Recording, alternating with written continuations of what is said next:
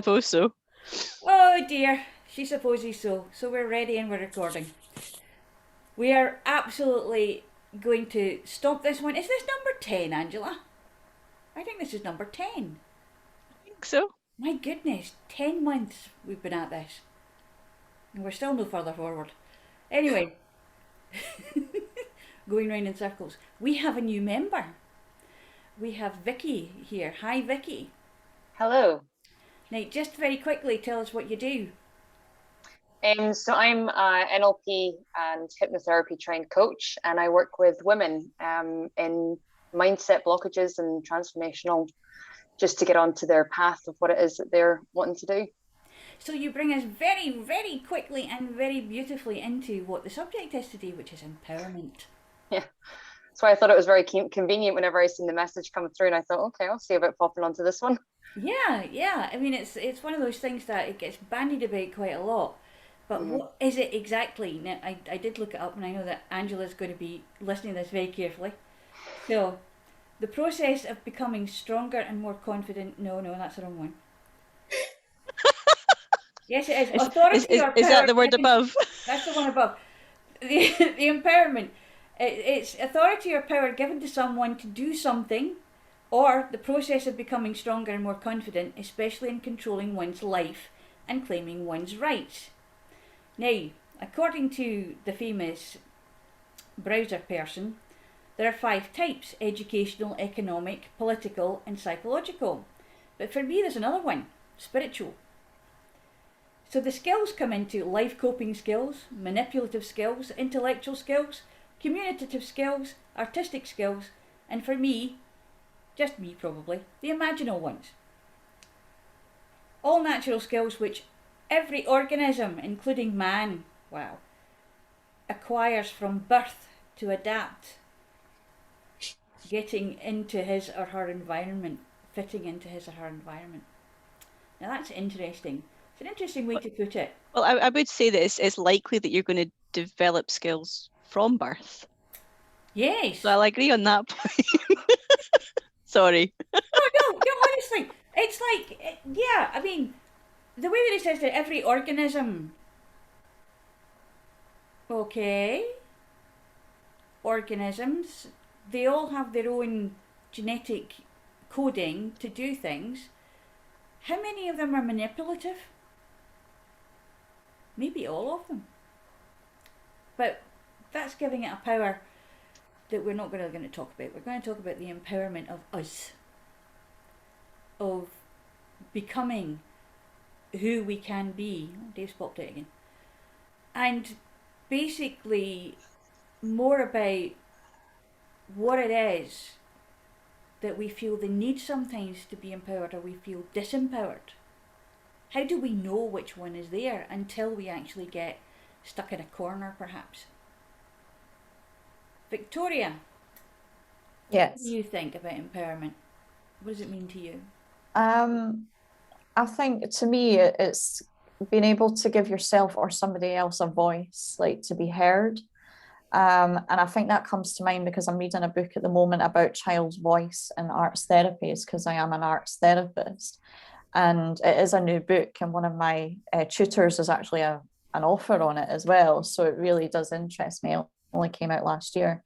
And it does talk about the fact that, especially with children, when you're giving therapy to children, a lot of the decisions are just over, like, their input is overlooked. And that's what a lot of them have said as well, like particularly in, say, like child and adolescent mental health meetings. A lot of them would sit there with a group of professionals talking about their care, and they've got no say at all in it whatsoever. So that empowerment's been taken away from them.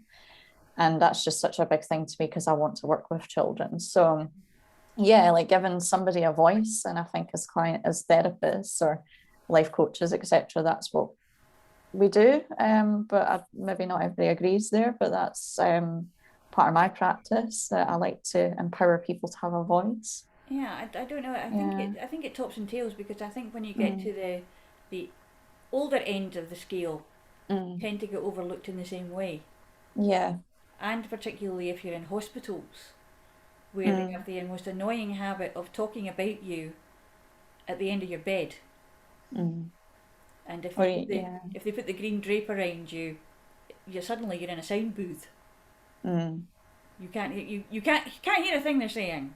You're on mute. They're on mute. So Yeah. What about And you, even people Angela? that are sorry. No, on you go. I was just going to say as well, like even people that are non-verbal as well, like they might get overlooked as well. So yeah. There's a whole way, so many ways of losing your power that way. Angela?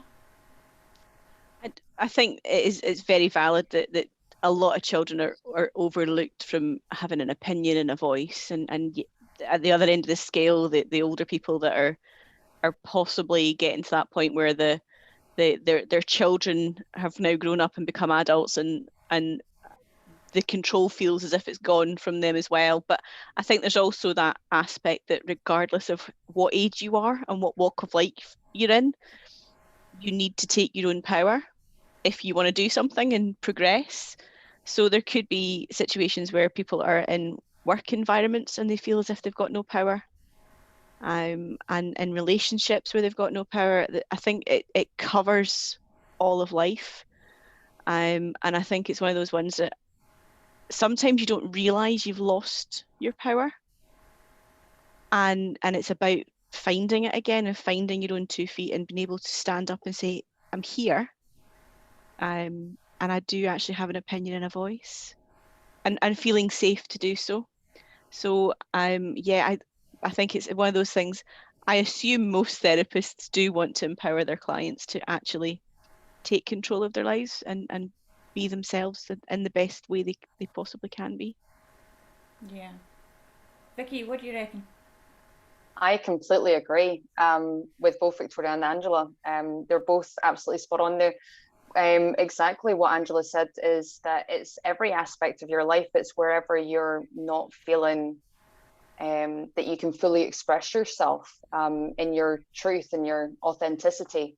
That's where it is that you are disempowered, and that's where it is that you're looking to empower. So it shows up everywhere, in every stage, definitely. Sue. So I once came from a very disempowered, unempowered place, and I think as human beings, we quite often just abandon ourselves, and we don't always realize that we've abandoned ourselves until one day we might wake up and go, oh, where did I go? What happened to me? So I think we quite often, not only can we disempower other people, but we can disempower ourselves or get caught up in situations where we lose our own belief, our own power, and just abandon who we truly are. So I think it's having kind of lived it, it's something that I'm really passionate about, and obviously from a therapist point of view, that should be the core of what we are doing, is to empower other people to take responsibility, to be responsible for their lives, whether it's their health, their well-being, their physical lives, whatever it is. I think surely that's what we're there to do, is to empower ultimately. Mm-hmm. Dave? I think the empowerment has always struck me as something that is a natural product when certain other components are in place. And when they're missing, empowerment can't exist. And for me, as a professional coach and as someone that supports the therapeutic sector, 2 of the biggest components in achieving empowerment are always self-confidence and self-worth. And if those 2 elements are not in connection with each other, at least, then empowerment disintegrates around them, and there is a disconnect to the world that they're in. And that self-abandonment, if you like, as Sue was saying, is something that naturally then takes place, and it reinforces the disconnect between self-confidence and self-worth. And it becomes a vicious cycle that the rest of the world around a person then sees that lack of empowerment sees that lack of self-confidence and self-worth, and then can take advantage of the gaps that there are in that individual's presentation and connection. So when we discover in ourselves, what do we do? I mean, I've got a good idea of what is coming here, but what do we do if we're feeling a bit disempowered? Because there are times and places and people who can actually kind of put a slow puncture in your tire when it comes to empowerment. So what do we do to keep that going, to re-inflate? Angela? So after I've had a tantrum and I've stormed off in a huff, do you know, it's a really difficult one, because I think it so depends on the situation that you're in. And sometimes I myself have found myself in that proper, I really want to have a stop here. I want to just really tell that person that I feel is taken my power exactly what I think of them. And then I usually think again and think that's probably not the best way of going about it. And I think it's just about being true to yourself in whatever shape or form that needs to be at the time. Vicky? It's very. It definitely, I think that it can come in small wins, you know, like I think sometimes empowerment, you can think as though like it's this big glorious thing that you're going to feel absolutely glorious at the end of it, you know, where in actual fact, sometimes that there isn't the case. And just as a small example, the other day, there was a lot of pressure on me to get the work done, and I was absolutely hating it. And I found that that spiral starts to come in, and the empowerment was just recognizing what was happening, taking a step back, taking that breath, taking that moment, and just being like, do you know what? It's okay to not be okay. And that's empowerment, you know, for me, that's empowerment, because I'm empowered in myself to accept what it is that's going on in the situation, you know. So I think it's the small wins in between as well, and recognizing and acknowledging yourself. For me, everything comes back to expression. That's definitely one of the highest values, you know, and being able to feel empowered is the expression of whatever it is that's going on. And I feel that provided that you can express yourself, and even if you do go batshit crazy at somebody, you can always go back and apologize. Like that's all right, provided that you don't actually hurt anybody, it's okay. But yeah, I think, full expression, go for it. That's what I love. Sue? So it's interesting that Vicky mentioned about expression being one of the highest values, and I think not many people actually know what their values are, and so learning to connect with your values is really empowering, because then you can kind of go, oh, okay, that's why I'm offended by this person or what they've said or what they've done, is because it's you know, they've got different values to me, and this is kind of stamped all over one of my fundamental core values, and that's why I'm feeling hurt. And then we can take responsibility for our own reaction. And I think for me, it's always about looking within, like, okay, so what's this brought up in me? What's this set off in me? Why am I reacting in this way? And also taking responsibility for allowing things to happen. So when I was in a very controlling relationship, which is when I kind of completely abandoned myself, I was able to look back afterwards and kind of go, on some level, I let that happen. Not consciously, but on a level I did allow that to happen. So I think there's so many different facets, but I think sort of starting off with your values and knowing what your values are is a really good first step to kind of regaining that sense of confidence and empowerment. It's that connection to self, that awareness of self, and what are the building blocks that have either been depleted or kicked out because of the experiences of life around you. And when you know what those components are and you can work on them, even if you're working on them, as Vicky said, you're having little small wins about connecting with yourself. That is loading up that empowerment gauge as you go. And people notice your empowerment going up. They don't notice that it's your self-confidence going up, or your self-worth, or your self-respect, or all of these little component parts. They see the empowerment growing. And when we see somebody who is growing, they're clawing their way back, as it were, to use a visualization, they're kind of growing. A lot of people that don't like that, they don't want that person to be that empowered. They don't want them to be that strong, confident person. They really show themselves. And then you start seeing who are the people around you for where they want you to be in their circle. Yeah, it's kind of like bursting their balloon, isn't it? It's like that.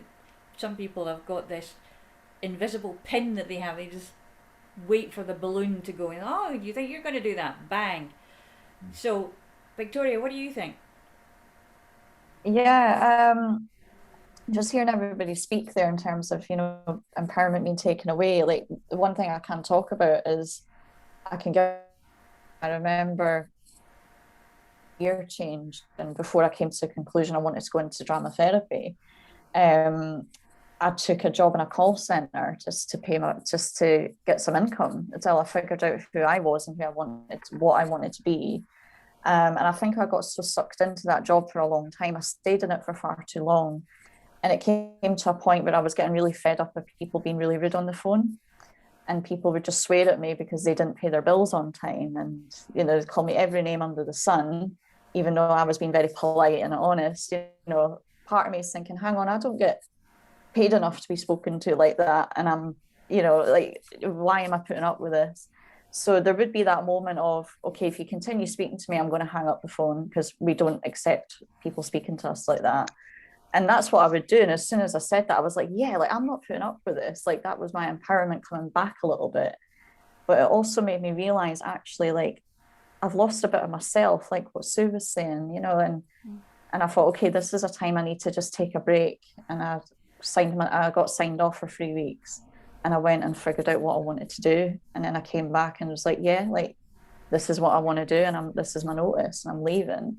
So yeah, sometimes, like, even though it's probably quite trivial and it was a past life, but yeah, like, that was a moment that I can talk about. And it's also just been okay with just being with that emotion of, okay, this feels really horrible at the moment. And not just feeling like, okay, just stay positive. Like, you don't have to just stay positive. You can sit with that emotion of frustration or anger. Like, it's okay to sit with that as well. Yeah, I mean, it's one of those things that a lot of people think, particularly with spiritual people, that they have to be positive all the time. It'd be bloody tiring to be positive all the time. How can you experience the positivity if you've not experienced the negativity? How are you going to get that difference? But also, I mean, naturally, it's in our physiology that we have these emotions, we have these hormones that are actually belting through us and saying, no, this is the line, someone has just crossed your line, and this is what you have to do about it. And it's the control, it's the control within ourselves that basically you just don't keep going. It's like, basically there is a stop point. The point of reference as to where that line is. Yes. And that's based on the experiences that we've had and the environments we've been in before that. So someone who understands a very reactive environment from a young age, where there is loud volume, noise, aggressive discussion, possible low-grade violence, as they grow, that's their normal. They will draw the line at, well, that's normal. So where someone else who sets the line a lot further away than that, who's experienced loving environment, care, nurture, etc., will have a very different, and it's a bit like the point of reference we have for trauma. If we don't have a point of reference that is relative to our experience, we can't set that and explain it to anybody else. Yeah, I mean, it's also, it's like the instances when people believe that something that you're like the white coat syndrome with doctors and with vets, and you get clients who think that if they're wearing a white coat, then they're God, they know everything, and that empowers them to be absolute arses sometimes. And you know, particularly surgeons, and I'm sorry for those surgeons out there who are nice, there are a few, but you know, it's a case of they very rarely have a bedside manner because they don't have to be, because all their patients are asleep. And it's one of those things too that it's happened a couple of times with me.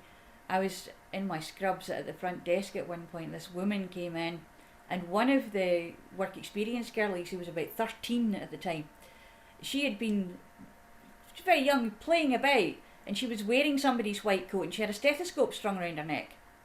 So the woman looked at me, and then her gaze went straight up to the girl and started asking her these questions. And I just said, I don't know what you're asking her for. She's going back to school tomorrow. It's also why a lot of doctors, when they come out of theatre and they are going to speak to the family, they don't do it just wearing the theatre scrubs. They scrub out, they put the white coat on, then they go speak to. Yeah, it's kind of like a suit of armour in a way. And it empowers them to give bad news or good news or whatever the news is going to be. But it's also something that we can look at, in that there are some places where we get really comfortable, we're in a really good familiarity zone, and we are empowered when we're in that zone. Occasionally though, when we're caught outside of that zone and we're caught by surprise, it can look like we've been disempowered. It can feel like we've been disempowered somewhat, being caught on the back foot. But as I was saying, it's like the emotions are there for a reason. And I read something really funny today that just tickled me no end. And it was a picture of Samuel L. Jackson. And it says, just because someone meditates doesn't mean they're not going to go and slap your backside. You know, or paraphrasing there. And I was like, yes, that is absolutely true. You know, because everybody who meditates is not the Dalai Lama. And there's a reason that people meditate. Yeah, there is a reason that people meditate. But also, I'll tell you something else. I met a Tibetan nun who was a bit like that. When we were there, and it was a case. I looked at her and went, "Pardon?" So, and then she suddenly realized. She went, "Oh, hello." Yeah, okay, I know. You don't like tourists coming and talking to you too much, do you? So yeah. But it's interesting you're talking about the doctors in the white coats, and it gives them that power. Is it giving them a power, or is it giving them a mask to hide behind? Is it just another form of a mask? It can be both, but it's the non-white coat wearing person who gives the power, who actually gifts the power. They're using it as a mask, I believe. I mean, I remember when I got my first white coat, I was just absolutely cock-a-hoop. It lasted about 2 seconds, because as soon as I went past a dog, that was it. But it was, you know, and it's one of those things that it was seen as a mark of qualification. Which is bizarre, because as part of when I first enrolled at university, I had to go and buy a white coat. I had to buy a lab coat. So I was day one as a student in a science lab at uni in a white coat. So for me, I don't necessarily see that link because of that. Yeah. And it's about the environment where that is worn, where it is used, and what is the recipient party's perception of what a white coat means. If you're at a university hospital, you are going to have first year students walking around in white coats. You are also going to have consultant directors walking around in white coats. You don't know which one's which. I don't know, Dave. You can usually tell the students, because they're the ones who look frightened when a nurse comes along. And they look like they're wearing nappies. You've got to get past the initial visual to read that. And you did say that the 13-year-old in the lab coat was the one that she wants to talk to, and not you. Oh well, yeah. By the time she was finished, I knew that the 13-year-old was the one that she wanted to talk to, because she was absolutely just pulling my chain at that point. So yeah, she almost got the 13-year-old.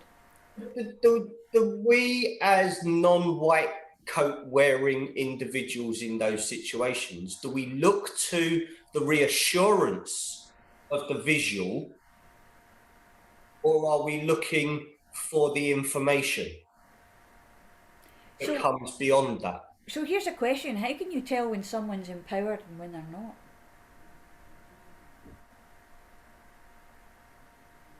I don't think it's always obvious.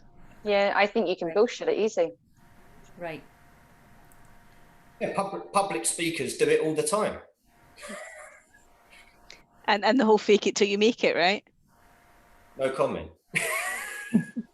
As a public speaker myself, I can say, Yeah, exactly, Leslie. yeah. I thought that was where that low blow was going. There you go. So no, what? I didn't start that low blow. No, I wasn't saying to you. There wasn't a low blow in the sense that the audience is the same scenario. We see someone speaking on stage, and therefore we perceive an empowerment because we go, we couldn't do that. We couldn't get up there and speak to them. So we gift a perception of empowerment. Yep. When actually the person on stage is actually doing this on the inside because they don't feel the empowerment to impart whatever it is that they're about to impart. It's perception. Or is that an assumption of the perception? So for me, I don't have an issue with public speaking. So I wouldn't look at the person on stage and even think, oh, they're going to be nervous, they're not going to be nervous. That wouldn't even cross my mind, because it doesn't affect me. So, but someone who does find public speaking terrifying could be looking at the stage in awe, or whatever's going on, or I could never do that, or I wish I could do whatever the dialogue's going on. Whereas I don't seem to put that filter on it. And that's about your points of reference. Exactly. And when we're talking about empowerment, if we ignore points of reference for the audience, if you like, the recipient of that empowerment, then we miss the connection between the two and the relationship of the engagement. And the thing with the audience is that they go to be educated and entertained, one way or another, or both. So Victoria, what do you think of this? Being a drama therapist person, and this is all about drama, really, when it comes to public speaking. I know myself that I could be standing at the side absolutely bricking it, and then as soon as it's time to walk on, I take about 3 steps and I become that persona. Yeah, I'm similar, and I think a lot of people who do drama training, because I know somebody similar, I went to college with her and we did an acting course, and she's now a psychotherapist as well.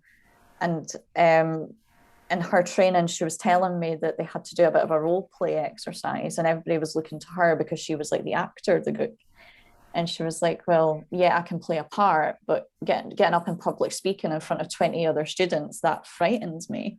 And I think a lot of us in my course, as well as drama therapists, when we were told we had to do a presentation, it was really frightening unless we were given the option to do a bit of acting within it and be a part. So yeah, and it's like interesting that being a part, you've got a script almost, haven't you? It's the concept of a role play to me gives me the fear. So give me a script and I can wing it with the script and go for it. But don't make me role play. don't make me pretend. Let's go into the NLP part of it. Let's go into the NLP part of it and think about modelling. Because actually in NLP, a big part of some of the therapies is actually getting someone to either deep trance identify with Erickson, or model that person, or a situation where you feel disempowered and you think, oh, that chap down the road, he does this really well. And as soon as you say that, you think, well, how does he do it? And that I could never do that. kind of thought comes in, well, maybe if you wore his coat for a little while, walked in his shoes for a little while, and discovered how to do that. And that's an interesting thing about the human mind, is that we can try these things on, isn't it, Vicky? Absolutely. And I really love the idea of an alter ego, and, you know, really dabble into that so that you can step into that other person and wear that for yourself, and then embody it and bring that back together again. So yeah, definitely. Yeah, I mean, it's not just empowerment of spirit and imagination, it's also empowerment of energy, your actual bodily energy. Because Sue, I'm sure you're nodding your head there, I'm sure that you know what I'm talking about. It's a case of when you get into that zone, you're actually like a battery and you're recharging yourself as you're going along. It's like you're a dynamo, never mind. White line fever. Sorry? White line fever. I'm not sure about that. Okay, so white line fever, for those that haven't heard the phrase before, is the white line on the edge of the sports field.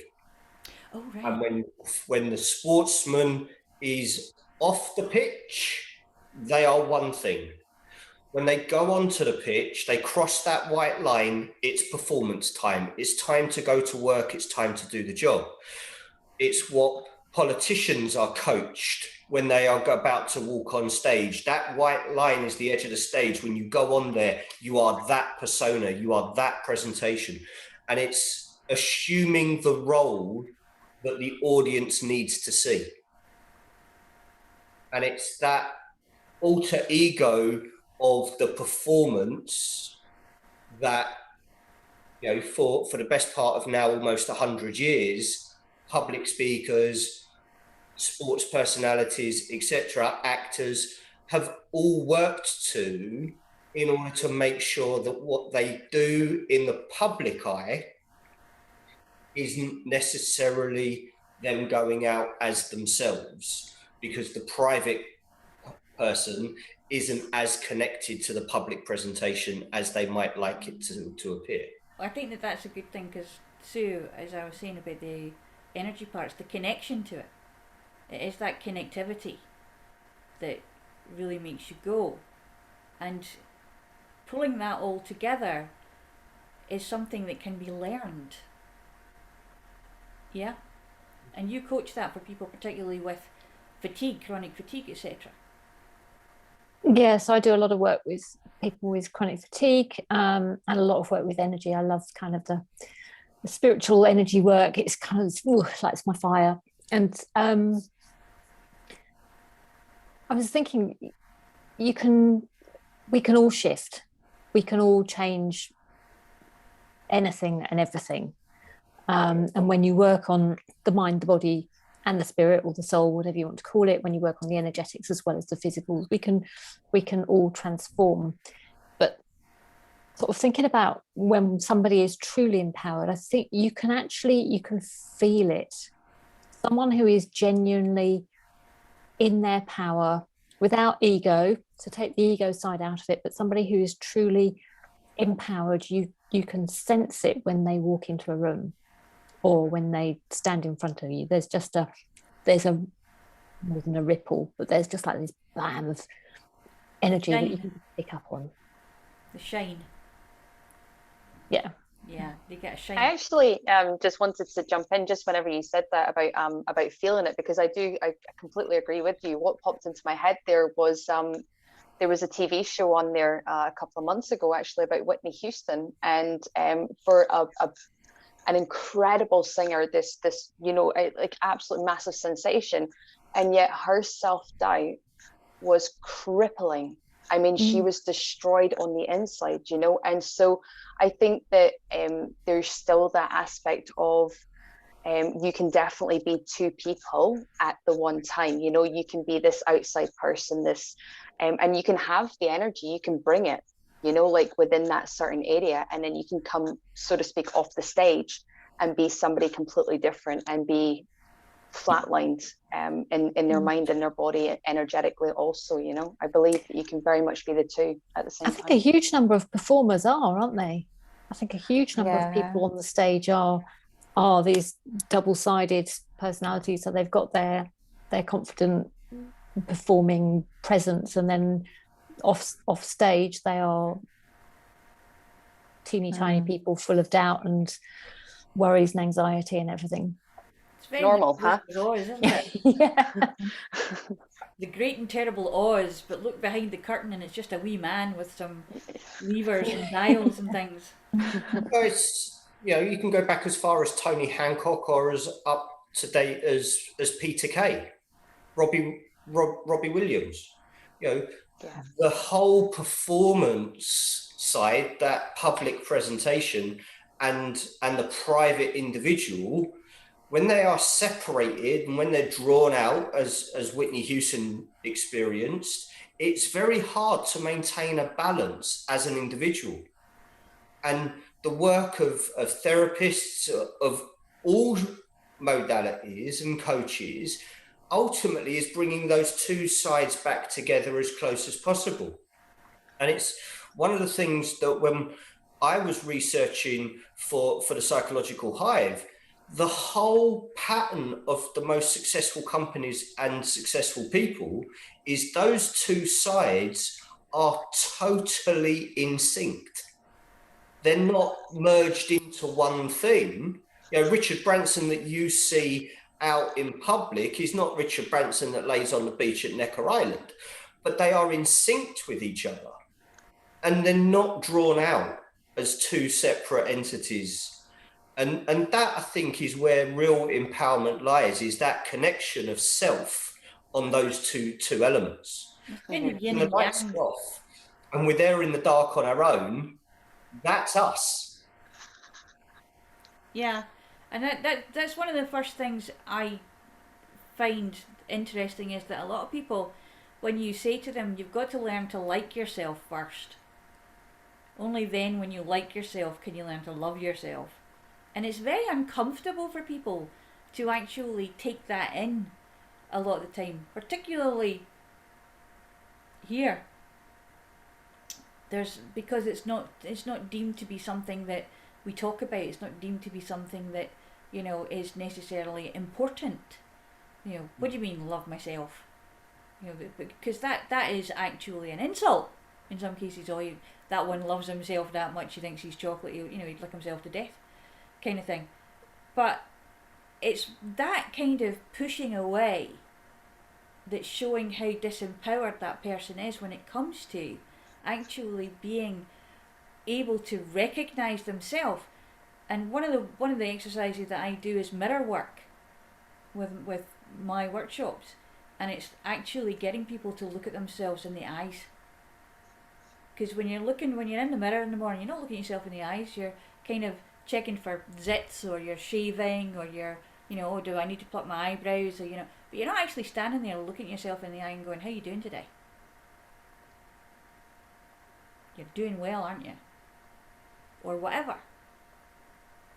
And it was something that I discovered from Serge Kahili-King.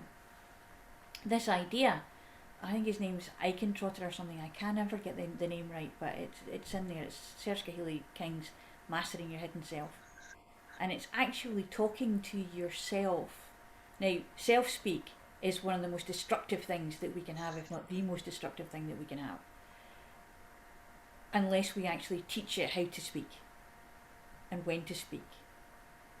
But the self-speak of actually going into the mirror when it comes to our natural health and well-being, we don't do that. And this guy has got this script like, right body, here we go. This is what I expect you to do, and I know that you can do this. Mind and thoughts, this is what I want you to be thinking today. It needs to be positive, it needs to be upbeat, it needs to be this. And that's actually turning on the ignition and revving up the engine of empowerment every single day when you do that. And discovering that for me was a lifesaver, quite literally.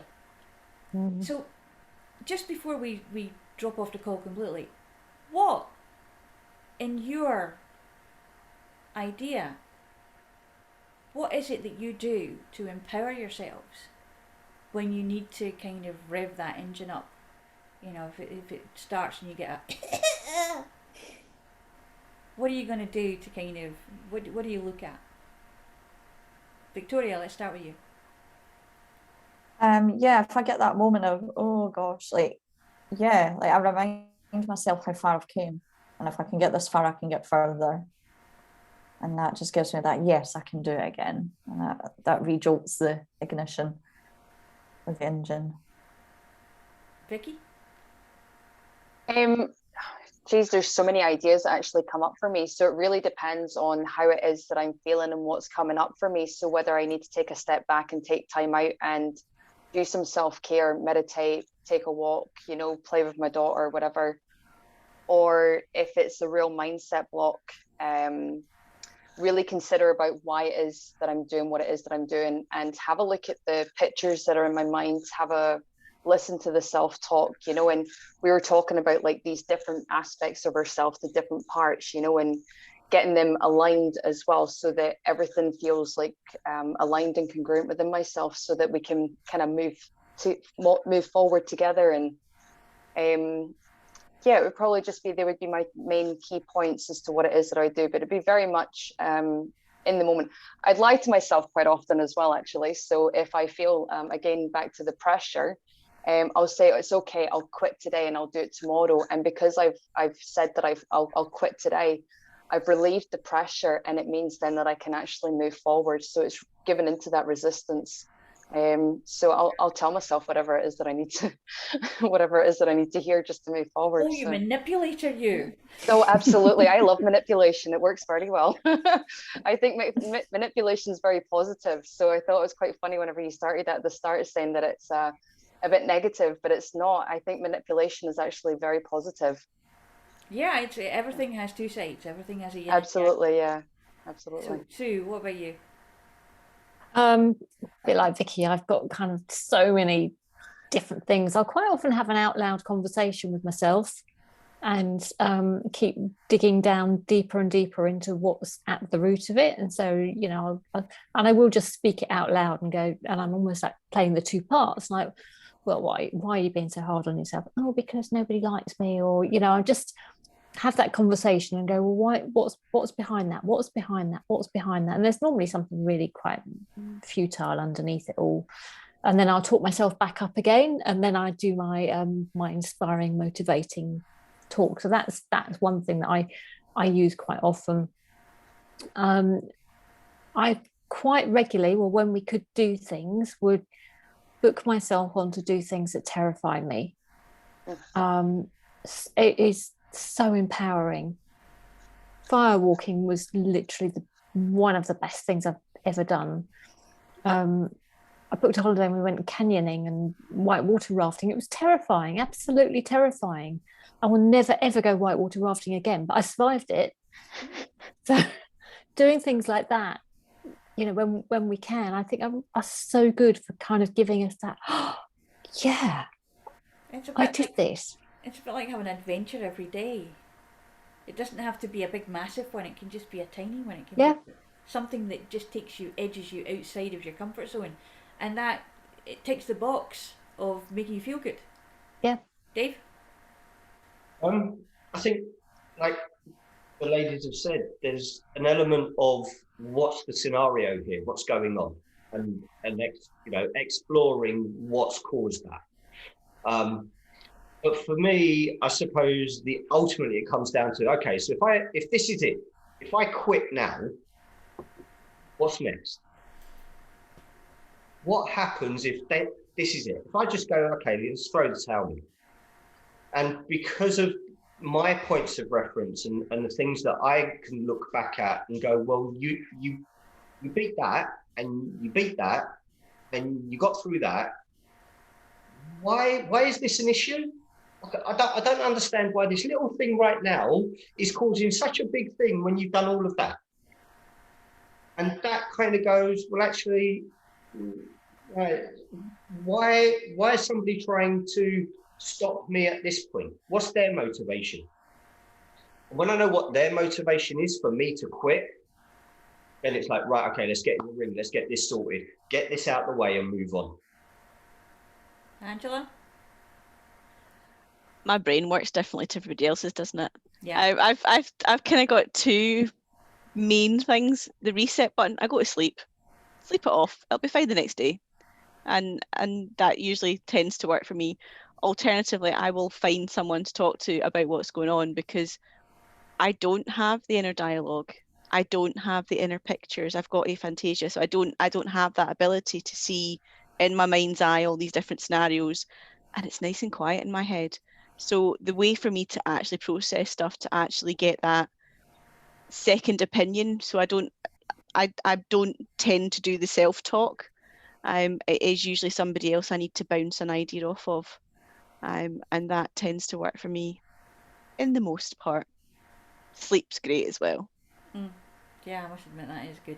Okay, so the next question. What about yourself? Me? What do I You? do? Oh, I talk to the birds. I talk to the animals outside. I go off and do a shamanic trance dance, or have a swearie in the bin or something. You know, so channeling your inner Snow White there, then, yeah. Oh yeah, definitely, definitely. Whistle while you work and all that palaver. Oh no, I do so many times. Andrew, my husband, comes through to me and says, "What did you say? You talk? I'm not speaking to you. I'm speaking to the blackbird in the garden." Well, if the rest of us start receiving red apples in the post, we'll know that you've had a bad day. Now, I was more concerned as to whether I went from Snow White to being the Wicked Queen, David. I'm more worried as to whether the blackbird in the garden's talking back to you. Actually, he is. You know Very he is. Poppins, isn't it? You know he is. We've had this discussion before. Yeah, a little bit worrying sometimes. It's okay. Listen, I walked into a space one time, and there was two baboons sitting up on one of the shelf things. As you do.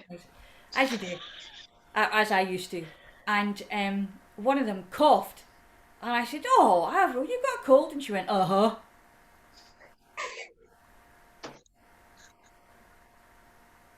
What else am I supposed to think? I mean, come on. And Mrs. Doolittle was born.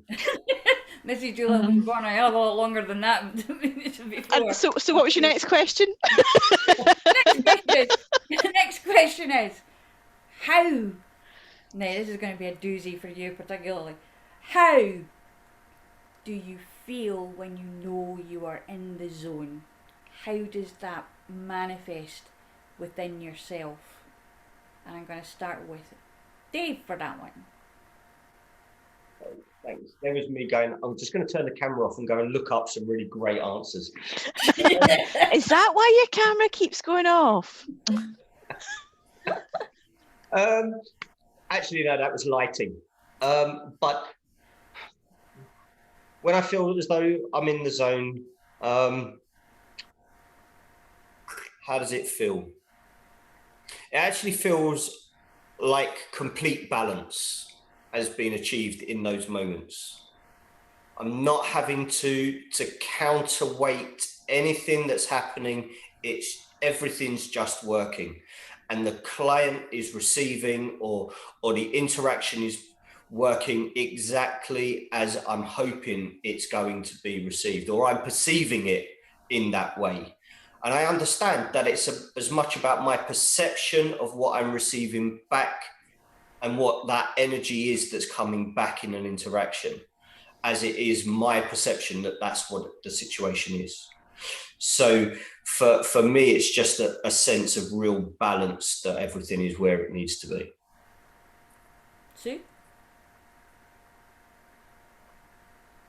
I've expanded is the best word for it. I feel my energy is big and expansive, and it's like being in a massive resolved ball or something, you know. It's just like and really connected to myself and my intuition, and just little flows of excitement, and just it feels good. Victoria? I think like what's coming to my mind is I think it was you, Vicky, that said about like a bit of an alter ego. I think my alter ego appears when I feel I'm in the zone, and I almost feel like I can take on anything, and I feel like I'm Superwoman. Like it's just, yeah, I can't quite explain it more than that, but yeah, like, yeah, just I can do anything. I'm like, yeah, I've got this, it's sorted. That's the best way I can put it. So. Vicky? It's funny that it's funny actually that you said about superwoman. So because initially I thought the only word that I can think about whenever I get into that flow, into that zone, is like transcend, you know, because like it's like I leave, you know, like I go somewhere else, like I'm nowhere, but I'm exactly where it is that I should be. And I can't recall like any real solid emotions that come with it. It's just you're just in an experience of something. But I'm back to you know, like Superwoman or Wonder Woman. When I gave birth, you know, I done it pain-free. I done hypnobirthing, and it was incredible, you know, like, and that was it was there was the power that come from that was I'm gonna stick with, like, you know, like transcending, like you're going somewhere else, like you just leave your body, but yeah, it's magical. Like I don't think that you can really describe it fully. Yeah, powerful. Yeah, beautiful. Angela?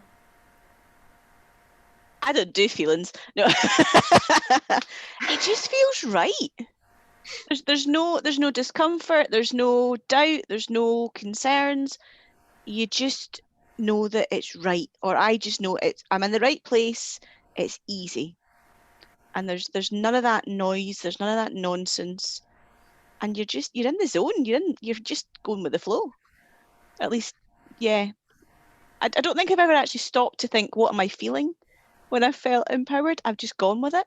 Yeah, it's usually after the fact, isn't it? You suddenly I don't do the whole looking back feelings no, nonsense. but when it's like when you step back out of that alter ego again, it's almost a little bit. Oh, I was really doing well there. What happened? Why did I? No, because I don't have that self-talk, so Yeah, I'm just yeah. You have that advantage in that, or depending on how you want to look at it. I think it might be an advantage because my head is extremely busy at times. But it's true. It's one of the one time that I did it in a sporting arena was on the judo mat, and I was doing randori, and I was the person who everybody was queuing up to fight, and I had to throw them all before they would leave, and somebody else would turn up, and it just, for some reason, and I had no idea how it happened. I mean, one of these guys was like 6'4", and he went down, and it was a case of not even thinking about it. It was just there was something in front of me that I had something to do, and I did it, and that was it. And then I did it again and again and again. And it was only when my friend came in to the room and said, "Hi Leslie, how you doing?" And I suddenly she jolted me right out of it. And then suddenly it was me on the deck. And I thought, oh well then, that's that done. But when I looked at it, and my professor was looking at me, and I realised I could have done that all night. It was like no effort was being made. There was no expending of energy. It was just there. It was flowing, and it was because I wasn't thinking about it. The front part of my brain had gone to the back of the bus and had decided it was having a rest, because like the other one had come forward, and there was no point in even arguing. It's that energy connection, isn't it? To everything that's going on around us, and we're completely connected to it, and the balance between us and what's going on, and the energy fields and everything around us all working at the same time in exactly the same way. And it's you mentioned it's after. There is that issue afterwards when we go, oh, why? What's happened? It's changed. And when we were talking before and thinking about Robbie Williams, he has massive highs when he's on performance and massive lows when he's not. And it's that post-performance blues that when we come out of the zone, it's like free fall. And there's no parachute until somebody else actually pulls the chute for us. Or you get concussion. But it's one of those things that also, knowing that you can do that, knowing that you are able, your mind is able to go into a space where that is happening, whether you notice it at the time or not. It's that kind of philosopher's stone of, how did I do that? What was the recipe for that? Can I do it again at will? How do I recognise that? And I think that's what we have to realise, is that there is a point where we can switch over, and the tipping point can be something that we can use to do it on demand to a certain extent. As I say, probably would be very interesting to do it 24 hours, 7 days a week. I'm not entirely sure that anybody does that, but then again, I do have some reservations about some people that I know. However, they shall remain nameless. However, you know, it's empowerment is all about what we do as individuals, using the conscious collective to a certain extent, being jacked into the universe, being jacked into that flow of energy, and understanding that we can do that, I think, is a massive and amazing resource that we don't really have enough of. Is it that we don't have enough of it, or is it that we're not plugging into the mains often enough? Well, I think that one leads to the other, and I think that part of the reason that we don't plug into the mains often enough is because many of us don't know what it is. But then I think that it comes down to knowing what it is. You know, when you get into flow, I mean, I worked with in horse racing for 10 years, and that was an absolute passion. I was in flow every single day, but I wasn't in it all the time. But when I was connected, you know, and it all comes down to what it is that you truly enjoy. What is it that you're passionate about? Because as soon as you become passionate and you're enjoying what it is that you're doing, you're going to switch off and you're going to get plugged in. So the key is to actually find what is it that you enjoy, and going through your day. And when you find that you're getting into that zone and you come out of it, recall, what was it that put you into it? What were you doing at the time? Because these are the natural keys that it is that you're completely loving, and it's going to take you there every single time. So I think you can control it to a certain degree. And until you're sat there saying, get in flow, then it's not going to happen, you know. But I must admit, with the judo thing, there was a particularly interesting professor of judo that was there that was part of the recipe. But there you go. when I was doing the research for the book, one of the things that came out about the most successful people was that their flow that we see, that we understand, we see their passion. We see that their whole presentation comes across in a way that doesn't with a lot of other people. And when you break that down, there are certain things behind that. The knowledge of what they do is really, really high.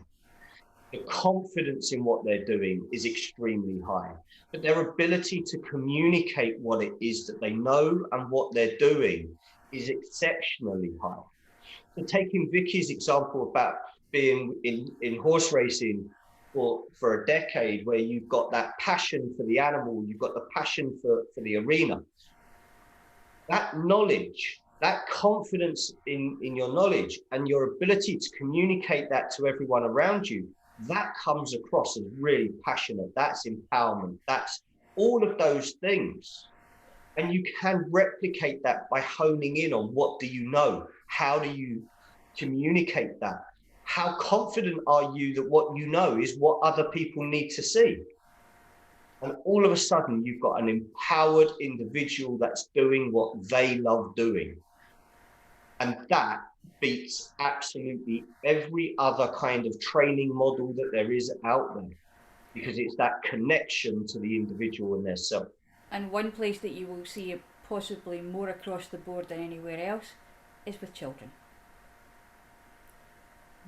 So with that thought, and the thought that anybody is watching this and is listening to empowerment, about empowerment, and would like to know more about empowerment, have a look at this video and get in touch with us.